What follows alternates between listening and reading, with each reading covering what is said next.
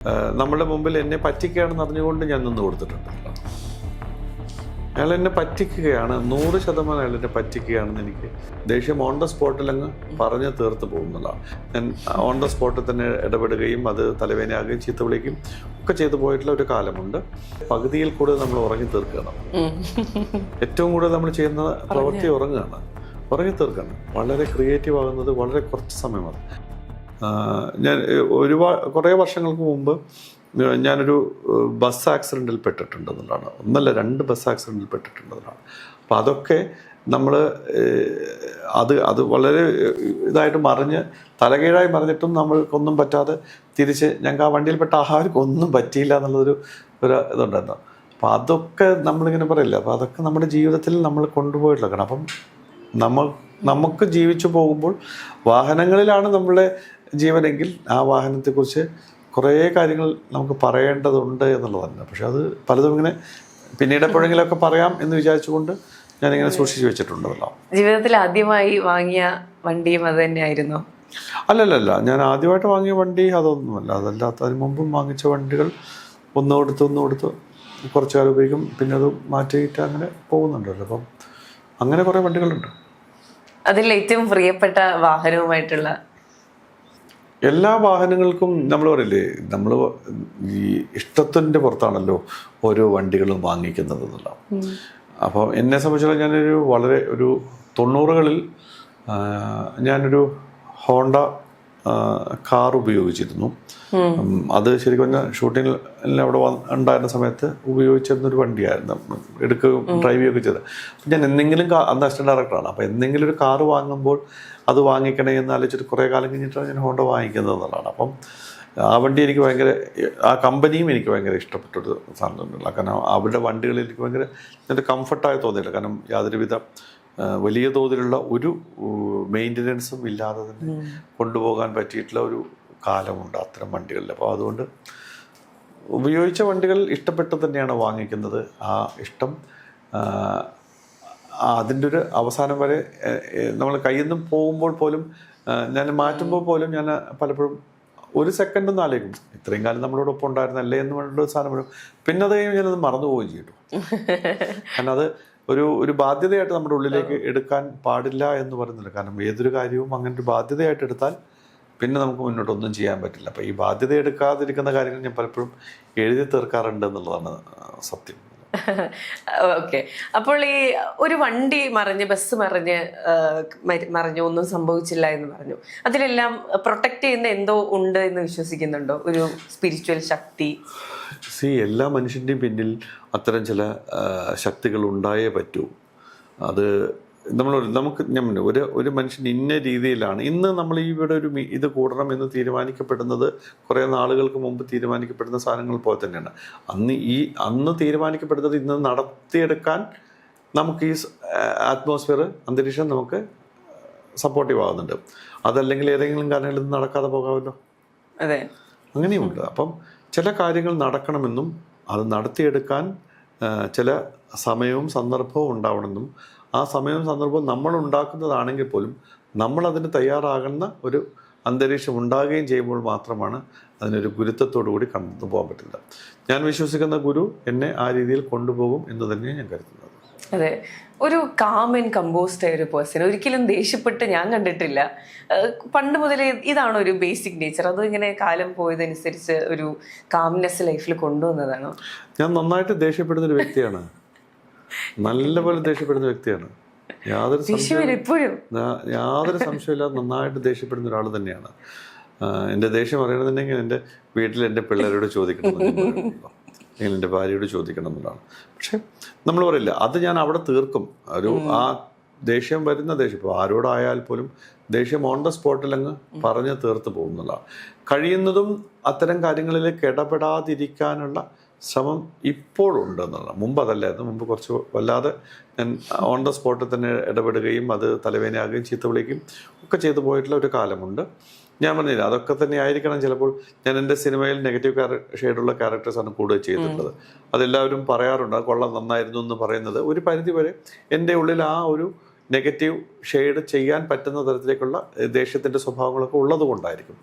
അതുകൊണ്ട് എനിക്കത് കുറച്ചുകൂടെ ഈസി ആയിട്ട് ചെയ്യാൻ പറ്റുന്നുണ്ട്. അപ്പം നമ്മൾ ഫുൾ എടുത്ത് ഉപയോഗിക്കപ്പെടുക എന്ന് പറയുന്ന ഒരവസ്ഥയുണ്ടല്ലോ, അത് ക്യാമറയുടെ മുമ്പിൽ ചെയ്തിട്ടുണ്ടോ എന്നുള്ളൂ. അത് ഈ വാർദ്ധക്യ പുരാണമൊക്കെ സിനിമ ചെയ്യുന്ന സമയത്തൊക്കെ ഞാനൊരു ചെയ്ത സീക്വൻസുകളെ കുറിച്ച് ഷൂട്ടിംഗ് ലൊക്കേഷനുള്ളവർ തന്നെ പേടിച്ചു പോയിട്ടില്ല. കാരണം ഇയാൾ എന്ത് ചെയ്യും, എങ്ങനെ ചെയ്യും, അങ്ങനെ ഞാനൊരു കത്തി പൊട്ടിച്ചിട്ട് കത്തി ദേഹത്ത് കുത്തുന്ന സീക്വൻസ് വന്ന സമയത്ത് വേണു എപ്പോഴും, അതിൻ്റെ ക്യാമറമാൻ വേണു പോലെട്ടോ, വേണു എപ്പോഴും പറയുന്നുണ്ട്, നീ ഏത് വഴിക്ക് കൊണ്ടുപോയി എന്ത് ചെയ്യുന്നു എനിക്കൊരു പിടുത്തമില്ലായിരുന്നു, അത് ശരിക്കും അങ്ങനെ ചെയ്യൂ, കത്തി കയറ്റിക്കളയും, പൊട്ടിച്ച കുപ്പി ശരീരത്തിലേക്ക് കയറ്റിക്കളയുമോ എന്ന് പോലും ഞങ്ങൾ പേടിച്ചിരുന്നു എന്ന് പറഞ്ഞിരുന്നു. കാരണം അങ്ങനത്തെ ഒരു നേച്ചർ ഉണ്ടായിരുന്നു. ഞാനത് അതൊക്കെ ഇപ്പോൾ ഇല്ല ഇപ്പോൾ ഇല്ല എന്ന് പറഞ്ഞുകൂടാ, ഉണ്ട്, എന്നാലും എടുത്ത് ഉപയോഗിക്കുന്നില്ല എന്ന് മാത്രം. അതെ, തുടക്കത്തിൽ സാർ പറഞ്ഞു കുഞ്ഞ് ജനിച്ച് അത് കഴിഞ്ഞ് വർക്കിന് പോയി 3 മാസം കഴിഞ്ഞാണ് തിരിച്ചു വരുന്നത് എന്നൊക്കെ. അപ്പോൾ ഈ ജീവിതത്തിലെല്ലാം തന്നെ ഈ സംവിധാനമായിക്കോട്ടെ, സിനിമ ആയിക്കോട്ടെ, ഫാമിലിയുടെ സപ്പോർട്ട് എത്രത്തോളം ഉണ്ടായിരുന്നു? അവരില്ലെങ്കിൽ ഞാനില്ലല്ലോ. ഞാൻ അതുകൊണ്ട് തന്നെ 100% തിരിച്ചു വരാൻ ഒരു ഇടം എന്ന് പറയുന്നത് അത് തന്നെയാണല്ലോ. അതുകൊണ്ട് അതങ്ങനെ പോവും. ഇപ്പം ഞാൻ കണ്ടുമുട്ടുന്നതും എന്നെ സ്നേഹിക്കുന്നതും എനിക്കടുപ്പമുണ്ടാകുന്നതുമായ മനുഷ്യർ എൻ്റെ കൂടെ ഉണ്ടാകുന്നുള്ള വിശ്വാസത്തിലാണ് ഞാൻ ജീവിച്ചു പോകുന്നത്. ആരുമാകട്ടെ, ഒരു തരത്തിലും ഞാനൊരു ശത്രുത, ഇപ്പം എന്നോട് ദേഷ്യപ്പെട്ട് പിണങ്ങിയും പ്രശ്നമുണ്ടാക്കുകയും ഒക്കെ ചെയ്തിട്ടുള്ള ആൾക്കാരും അപ്പുറത്തുണ്ടാവും. പക്ഷെ അവരോടും ഞാൻ കരുതുന്നത് അതാ സമയം അവർ അങ്ങനെ കരുതി, ഞാനും അങ്ങനെ കരുതി, അതങ്ങ് പോയി മാത്രമേ ഉള്ളൂ. അല്ലാതെ ഇവർ ജീവിതാന്ത്യം വരെ, എൻ്റെ മരണം വരെ ഞാനിങ്ങനെ അവർ ശത്രുവാണ് എന്ന് പ്രഖ്യാപിച്ചിട്ടൊന്നും പോകേണ്ട കാര്യമൊന്നുണ്ടെന്ന് ഞാൻ കരുതുന്നില്ല ഇപ്പോൾ. കാരണം നമുക്കൊക്കെ നമ്മുടെ ജീവിതത്തിൽ ആകെ കിട്ടുന്നത് കുറച്ച് സമയമാണ്. അതിൽ ജീവിക്കുന്ന സമയം തന്നെ വളരെ കുറച്ചാണ്. ഒരായുസിൻ്റെ പകുതിയിൽ കൂടുതൽ നമ്മൾ ഉറങ്ങി തീർക്കുകയാണ്. ഏറ്റവും കൂടുതൽ നമ്മൾ ചെയ്യുന്ന പ്രവൃത്തി ഉറങ്ങി തീർക്കുകയാണ്. വളരെ ക്രിയേറ്റീവ് ആകുന്നത് വളരെ കുറച്ച് സമയമാണ്. അതിൽ തന്നെ കുറച്ച് സമയം മാത്രമാണ് നമ്മൾ മനുഷ്യരോട് സംസാരിക്കുന്നത്. അപ്പോൾ അങ്ങനെ പോകുന്ന ഒരവസ്ഥയിൽ എന്തിനാണ് ഈ ആളുകളോട് വ്യക്തിവൈരാഗ്യവും പകയും വിദ്വേഷവും ഒക്കെ കൊണ്ട് നടക്കുന്നത്? ഒരു കാരണവശാലും അതിൻ്റെ ആവശ്യമുണ്ടെന്ന് എനിക്ക് തോന്നുന്നില്ല. ഇപ്പോൾ ഏതൊരു മനുഷ്യൻ, നമ്മൾ ഈവൻ ബൈബിളിൽ പറഞ്ഞിട്ടുള്ള ഒരു കാര്യം തന്നെയാണ്, നിന്റെ അന്നം എഴുത വയ്ക്കപ്പെട്ടതാണ്. ഓരോ അരിമണിയിലും അതുണ്ട്. അപ്പോൾ അത് നമുക്കുള്ളതാണെങ്കിൽ നമുക്കേ വരും, ആരെല്ലാം തട്ടിത്തെറിപ്പിച്ചാലും. ഇതല്ലെങ്കിൽ നാളെ വേറൊരെണ്ണം വരും. ഒന്നിനെയും കുറച്ചോർത്തും വലിയ തോതിൽ വിഷമിക്കുകയോ വേവലാതിപ്പെടുകയോ, ഇത്രയും കാലമൊക്കെ നമുക്ക് ജീവിക്കാൻ പറ്റിയിട്ടുണ്ടെങ്കിൽ നമ്മൾ ജീവിപ്പിച്ചത് അത് ഈ പറയുന്ന അന്തരീക്ഷമാണ്. അതെ, ഈ പറഞ്ഞതിലെല്ലാം ഒരു ലെറ്റിംഗ് ഗോ ഫാക്ടർ ഉണ്ട്. ഇമോഷണൽ ആണെങ്കിൽ അത് എഴുതി കഴിയുമ്പോൾ ആ വിഷമം അങ്ങ് തീരുക, ദേഷ്യമാണെങ്കിൽ അങ്ങനെ. അപ്പോൾ ഈ ആർട്ട് ഓഫ് ലെറ്റിംഗ് ഗോ എന്നുള്ള കാര്യത്തിലാണ്, അതല്ലേ ലൈഫ്. തീർച്ചയായിട്ടും അങ്ങനെ കടന്നു പോകുന്നു. ഓരോ കാര്യങ്ങളും നമ്മളുടെ മുമ്പിൽ വരുന്ന ജീവിതം നമുക്കിഷ്ടമുള്ളതുപോലെ അതുകൂടെ ഉണ്ട്. മറ്റൊരാളെ ഉപദ്രവിക്കാതെ, ഏറ്റവും സത്യസന്ധമായിട്ട്, വേറൊരാളുടെ കണ്ണീര് വീഴ്ത്താതെ, വേറൊരാളെ വിഷമിപ്പിക്കാതെ, വേറൊരാൾക്ക് ദ്രോഹം ചെയ്യാതെ കടന്നു പോവുക എന്നുള്ളത് മാത്രമേ ആലോചിക്കുന്നുള്ളൂ. കാരണം എത്രയോ മനുഷ്യർ, ഞാൻ എൻ്റെ ലൈഫിൽ എത്രയോ മനുഷ്യർ നമ്മളുടെ മുമ്പിൽ എന്നെ പറ്റിക്കുകയാണെന്ന് അറിഞ്ഞുകൊണ്ട് ഞാൻ നിന്ന് കൊടുത്തിട്ടുണ്ട്. അയാൾ എന്നെ പറ്റിക്കുകയാണ്, 100% അയാൾ എന്നെ പറ്റിക്കുകയാണെന്ന് എനിക്ക് നല്ല ബോധ്യത്തോടുകൂടി നിന്ന് കൊടുത്തിട്ടുണ്ട്. അപ്പം പോട്ടെ, ഞാൻ നിന്ന് കൊടുത്തിട്ടാണല്ലോ, അപ്പോൾ എനിക്ക് സമാധാനിക്കാമല്ലോ. അയാൾ എന്നെ അറിയാതെ പറ്റിച്ചതല്ല എന്ന് പറയല്ലോ. എന്നെ പറ്റിക്കുകയാണെന്ന് എനിക്ക് മനസ്സിലാവും. അപ്പം പറ്റിച്ചിട്ട് പോകട്ടെ എന്ന് പറയുന്ന അവസ്ഥയും ഞാൻ കണ്ടിട്ടുണ്ട്. അതൊക്കെ ജീവിതത്തിൽ സംഭവിച്ചിട്ടുള്ള കാര്യങ്ങൾ മാത്രമേ. അതൊന്നും നമ്മളൊരിക്കലും അയ്യോ അയാൾ എന്നെ പറ്റിച്ചു അതുകൊണ്ട് അയാൾ എന്നെ ശത്രുവായി എന്ന് പറയുന്ന സാധനമില്ല. അയാൾ അന്നത്തെ അവസ്ഥ കൊണ്ട് അതിനുവേണ്ടി ശ്രമിക്കാൻ നീ നിന്ന് കൊടുത്തിട്ടല്ലേ എന്ന് എന്നോട് തന്നെ ഞാൻ ചോദിക്കുന്നുണ്ട്. അപ്പം നിന്ന് കൊടുത്തില്ലായിരുന്നെങ്കിൽ എൻ്റെ കയ്യിൽ സാമ്പത്തികമായിട്ടും അല്ലാതെയും ഒക്കെ ഉണ്ടാകുന്ന അവസ്ഥകൾ ഉണ്ടാവുന്നുണ്ട്. അപ്പം ഇല്ല എന്ന് പറഞ്ഞിരുന്നെങ്കിൽ പ്രശ്നം തീരുമായിരുന്നല്ലോ എന്ന് ഒരു ചോദ്യമുണ്ടാകും. ഇല്ല എന്ന് പറയുന്നില്ല, അയാൾക്കൊരു ആവശ്യം ഉണ്ടായത് കൊണ്ടായിരിക്കുമല്ലോ അയാൾ ഈ പറയുന്ന നുണയൊക്കെ പറഞ്ഞുകൊണ്ട് എത്തുന്നത്. പോട്ടെ, അന്നുകൊണ്ട് ഞാൻ വിശ്വസിക്കുന്നു എന്ന് ഞാനങ്ങ് തീരുമാനിച്ചാൽ തീർന്നില്ലേ? അത്രേ ഉള്ളൂ കഥ. അതെ. അപ്പോൾ ഇത്രയധികം സമയം നമ്മോടൊപ്പം ചെലവഴിച്ചു. ഇനി മുന്നോട്ടുള്ള യാത്രകളിലും എല്ലാവിധ ആശംസകളും.